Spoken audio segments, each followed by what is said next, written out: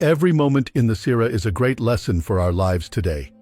Come and see how the Prophet, peace be upon him, dealt with situations with wisdom and mercy, so that we may follow his example in our own lives. I am your narrator, Abu Abdullah, and today I will share with you a special moment from the life of the beloved, peace be upon him. So let us begin the 24th part, seeking help from Allah. Amina, the mother of the Prophet, peace be upon him. The Prophet, peace be upon him, returned to his mother, Amina, as his custody period with Halima al-Sa'diyah had ended. Amina began to notice traits in her son Muhammad that amazed her. The Prophet, peace be upon him, had the finest manners. He would often sit and look at the sky more than the earth. His mother, Amina, said, he would look at the sky more than he looked at the earth. He preferred solitude over mingling, meaning he was more withdrawn than mixing with the children or family. When food was placed before him, he would not start eating or extend his hand before anyone else. He would wait until he was told to eat, then he would extend his hand and eat. Amina continued to observe his unique characteristics until 2 years had passed, and he reached the age of 6. Now, the one narrating to us what happened with the Prophet, peace be upon him, during his time with Amina is Baraka the Abyssinian, Ayman. May Allah be pleased with her. Baraka was a noble companion and among the first slaves to embrace Islam. She was a slave in Makkah, owned by the Prophet's father, Abdullah, who had passed away. When he passed away, she was inherited by the Prophet, peace be upon him. The Prophet, peace be upon him, later freed her and married her to Zayd bin Haritha. May Allah be pleased with him. She bore Zayd a son, Usama bin Zayd, the noble companion. May Allah be pleased with him. Baraka was the one who cared for the Prophet, peace be upon him, and served his mother, Amina. She was always in their company.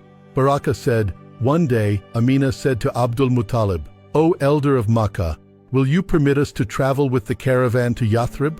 I want to visit the grave of Abdullah and show Muhammad his father's grave. He said, yes, O Amina, but let me find a trustworthy group for you to travel with. She said, when a group of Makkah's nobles set out for Yathrib, Abdul Muttalib prepared us and sent us with them.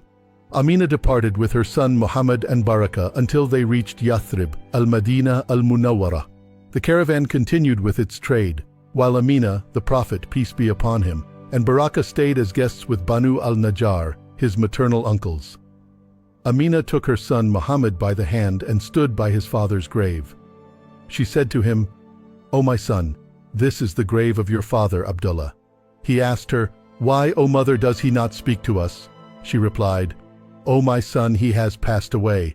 Those who die do not speak at all, nor do they return to their families. O my son, this is the place of his body, but we will never meet him again. Here the Prophet, peace be upon him, understood the meaning of death.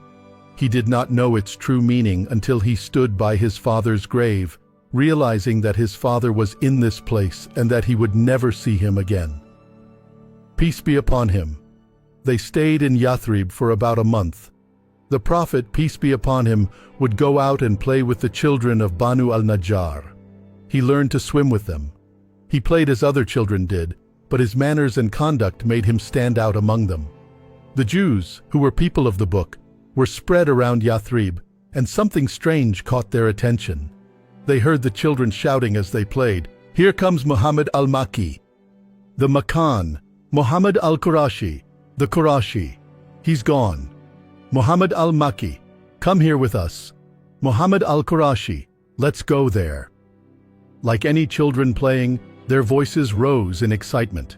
The Jews who knew from their books about the names and characteristics of the Prophet of the last days, Muhammad al-Makki, al-Madani, al-Qurashi, began to take notice. They also observed something astonishing. A cloud, a small shade, hovered over the children as they played.